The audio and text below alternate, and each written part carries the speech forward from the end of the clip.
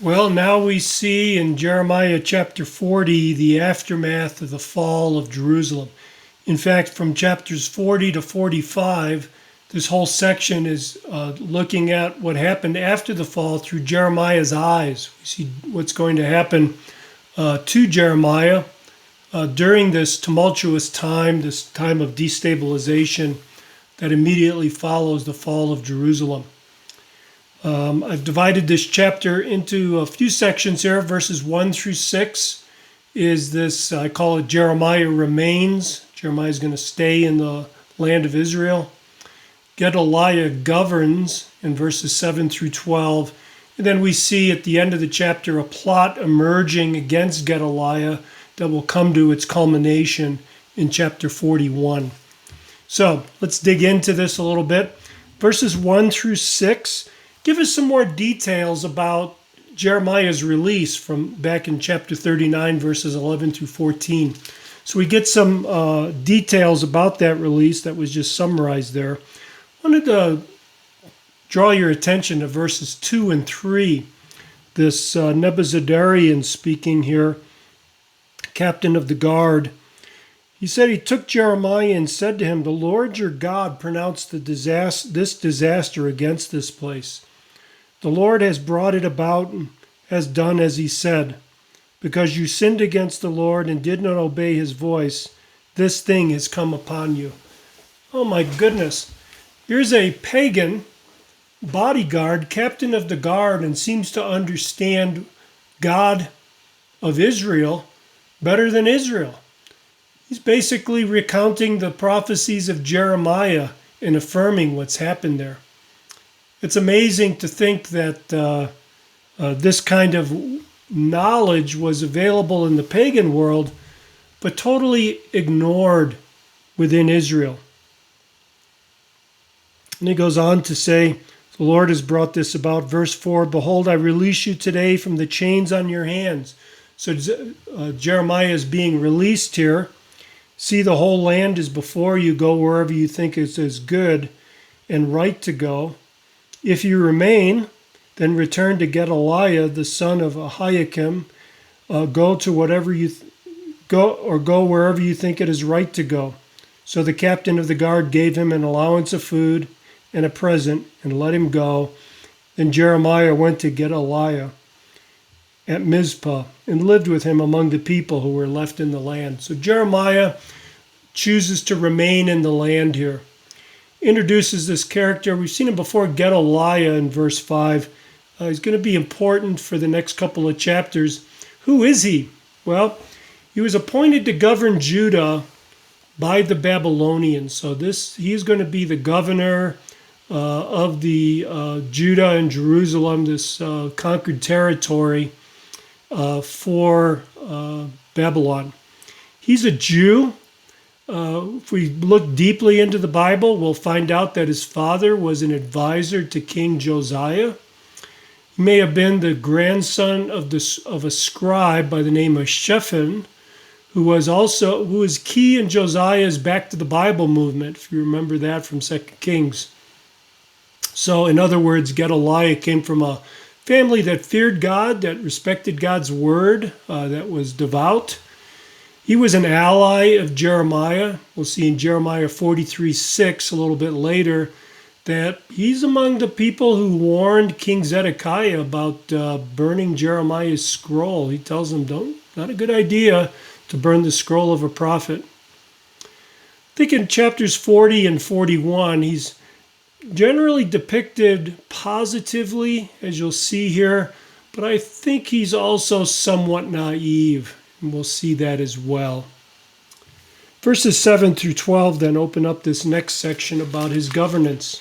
It says, "When the captains of the forces in the open country and their men heard that the king of Babylon had appointed Gedaliah the son of Ahikam governor in the land, and had committed to him men, women, and children, those of the poorest of the land who had not been taken to Babylon, they went to Gedaliah at Mizpah.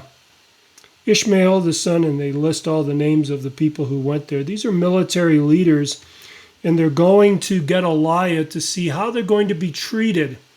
So as you can imagine, after this battle, there's been fractures among the army.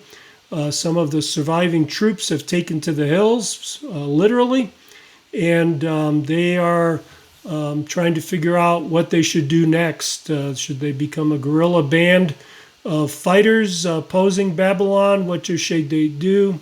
So they go to Mizpah to meet Gedaliah and ask him, well, what do you advise? And he says in verse 9, do not be afraid to serve the Chaldeans, dwell in the land, serve the king of Babylon, and it shall be well with you.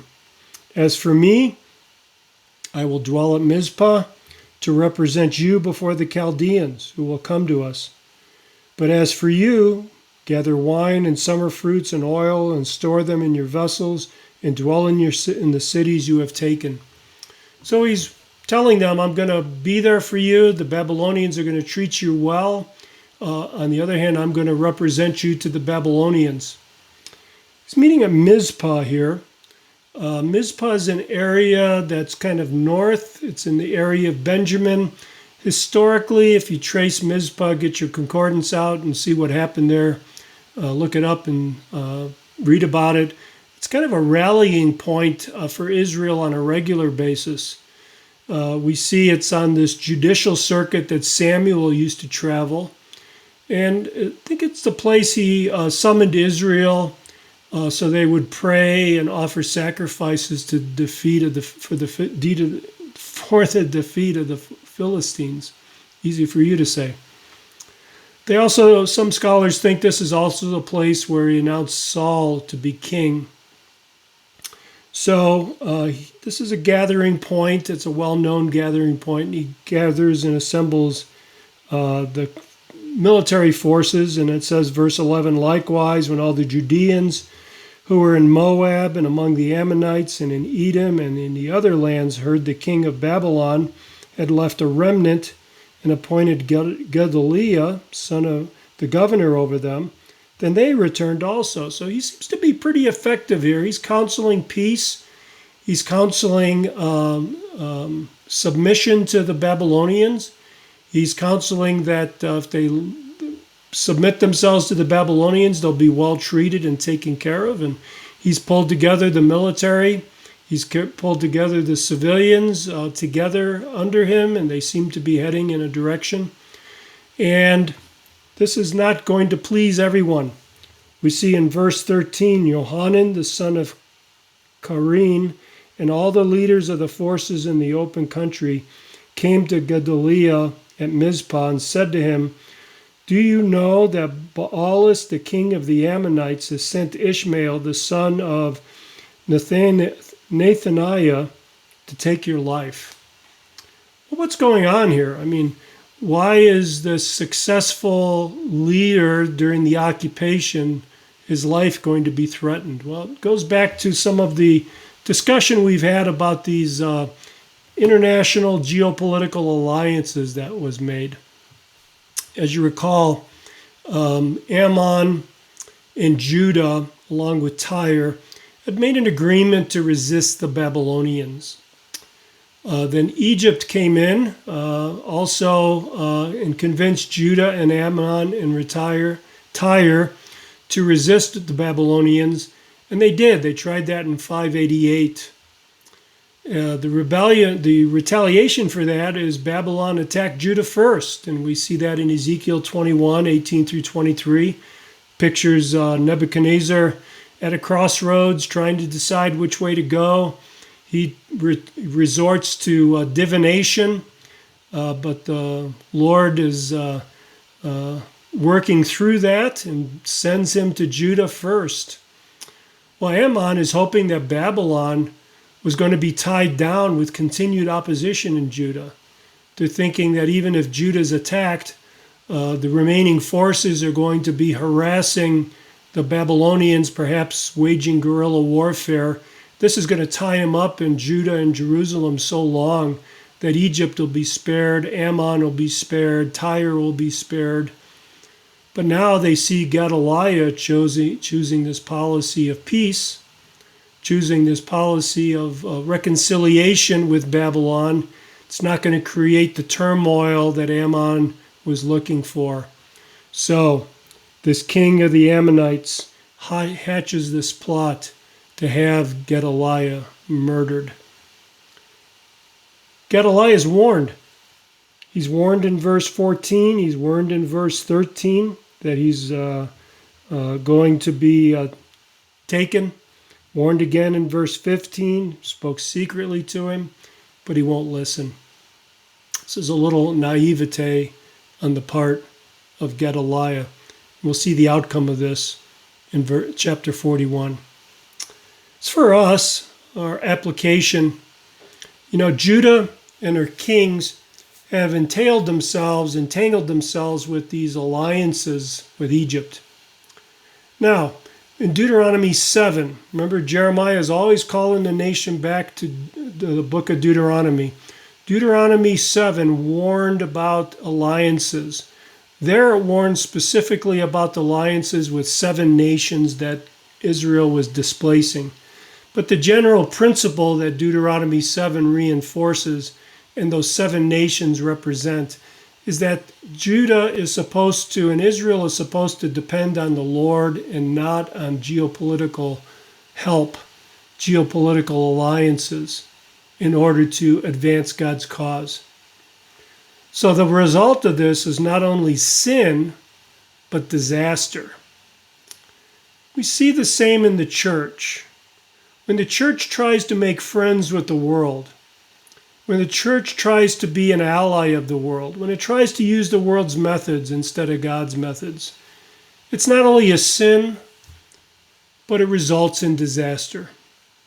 And we're surrounded by examples of the disaster of churches, what we would call ecumenical churches, churches that are compromised by an abandonment of theological truth in order to be more appealing to the world. Brothers and sisters, that leads to abandonment by God and destruction of his church. Keep that in mind. Keep that in mind the next time you have to make a decision on what a church should do, who should be in leadership. Go to God's word. Be obedient to him. Do what his word says.